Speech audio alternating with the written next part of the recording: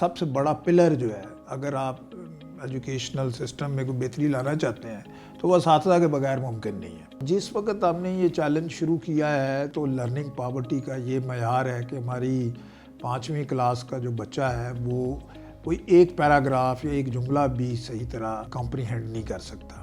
آپ نے اسکول کی دیوار توڑے رکھنی ہے، آپ نے اسکول کا واش روم توڑے رکھنا ہے، بجلی وہاں نہیں ہونی، فرنیچر وہاں پراپر نہ ہو، واش رومز وہاں ٹھیک نہ ہو، اور پھر آپ اسکول کے اندر یہ ٹیچنگ ریفارم کریں، کون لے گا؟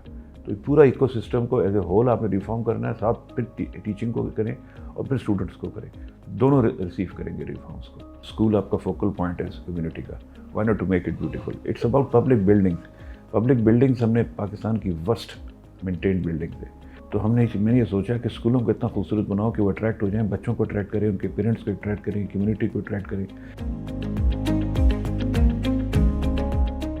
پروگرام ہم نے شروع کیا ہے اس طرح سے ہو کہ وہ اس کو سیلف پیسڈ ہے کہ وہ اپنی سہولت کے مطابق اس سے فائدہ اٹھائیں۔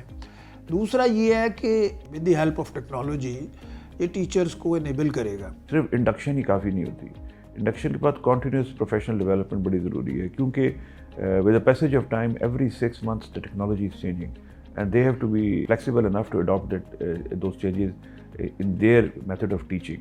تو اس لیے ہم یہ ٹیچرز کو ایک مسلسل جو پروگرام میں رکھنا چاہتے ہیں کہ چھوٹی چھوٹی تبدیلی جو ان کے اندر آئے گی اور وہی چھوٹی چھوٹی تبدیلی جو کلاس روم میں آئے گی وہ بچوں کو افیکٹ کرے گی، تو یہ سارا مل کے پھر ایک کوالٹیٹیو چینج میں تبدیل ہوگی۔ Ministry is ready to facilitate them, to help them through a night program, and this night program is a first time platform for them to continuously learn, to benefit from modern teaching methodologies. اس وقت جو ہے یہ صرف primary کے اساتذہ کے لیے ہم نے شروع کیا ہے، بٹ جو ہمارا ویژن ہے کہ ہم اس ماڈل کو ہم نے چونکہ ایک براڈر آئی ٹی انٹرونشنز بھی کی ہوئی ہیں، ایک ہمارے پاس لرننگ مینجمنٹ سسٹم جو ہے وہ رکھا گیا ہے اور وہ ہم پورے پاکستان میں لے کے جانا چاہ رہے ہیں۔ خالی ایک ٹیچنگ نہیں ہوگی، بلینڈڈ لرننگ ٹیکنالوجی بھی ہوگی۔ اوور آل اسکول ریفارمس کا جو پروسیس ہے اس میں یہ ایک فیکٹر ہے جو کنٹریبیوٹ کرے گا ان ہیلپنگ دا لرننگ۔ سارے لوگ جو ہیں یہ آپ لوگوں کو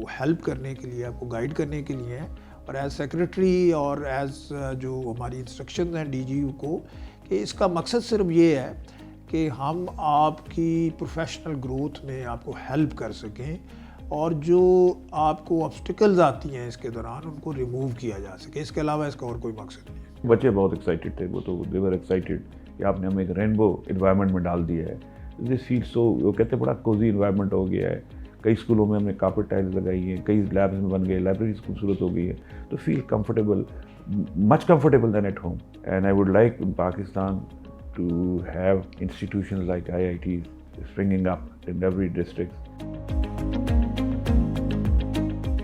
تمام اساتذہ کو کہنا چاہتا ہوں کہ آپ ایمرجنگ ٹیکنالوجیز کو اڈاپٹ کریں، انوویٹو بنیں۔ You have to be messiah for your kids. There is no option but to work hard and strive hard to achieve the desired objective of excellence in education. اساتذہ کو میں یہی کہنا چاہتا ہوں کہ پاکستان جو ہے وہ آپ کے بغیر ترقی نہیں کر سکتا، اور آپ ہی پاکستان ہیں، آپ نے ہی پاکستان کو بہتر کرنا ہے، اور آپ ہی جو ہے اس کو آگے لے کے چلیں۔